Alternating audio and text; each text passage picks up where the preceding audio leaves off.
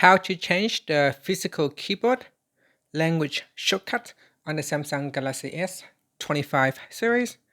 First, tap on the home button to return back to the home screen. Now from the home screen, swipe down at the top, then tap on the settings icon. Next, in the settings page, scroll down and then tap on General Management. After that, we then go down and tap on Physical Keyboard. Next, tap on Change Language Shortcut. And from here, you can turn it on or off for each of the shortcut. For example, with the Shift plus space, you can turn it on or switch it off. Control plus space, you can turn it on or off. Or left out plus Shift key to change the language shortcut. And that's it. After, you can tap on the back key or tap on the home button to return back to the home screen. And that's it. Thank you for watching this video. Please like and subscribe to my channel for more videos.